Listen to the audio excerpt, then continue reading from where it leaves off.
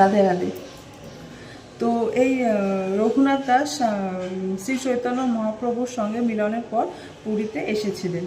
তো এখানে পুরীতে এসে তিনি যে দৈন্যতা, মানে যে অভাব, দারিদ্রতা, এছাড়া তার সুখ, জীবনের বিলাসিতা সব কিছু বর্জন করে দিয়ে কিভাবে যে সব কিছু ত্যাগ করে দিয়ে কিভাবে একটা অন্য দারিদ্রের জীবন বেছে নিতে হয়, তার একটা চরম সীমা যে থাকে তার তিনি উদাহরণ দিয়েছেন। তাকে দেখলে সেটা বোঝা যায়।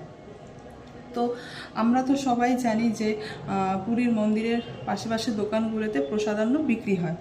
তো সেই প্রসাদ একদিনে বা দুদিনে যদি বিক্রি না হয় তাহলে সেটা গরুকে দিয়ে দেওয়া হয়, খেয়ে নেয়। কিন্তু যখন সেই প্রসাদান্নতে গন্ধ আসে তখন গরুও সেটা খায় না, তো সেইগুলো ফেলে দেওয়া হতো। তো এই রঘুনাথ দাস সেইগুলো কুড়িয়ে নিয়ে জল দিয়ে ধুয়ে সেগুলো সেবা করতেন। তো এরকম উদাহরণ আর কোথায় পাওয়া যাবে? কেবলমাত্র ঠাকুর হরিদাসের জন্যই, কৃপার জন্যে তার মধ্যে এই ভক্তির বীজ উন্মোচিত হয়েছিল।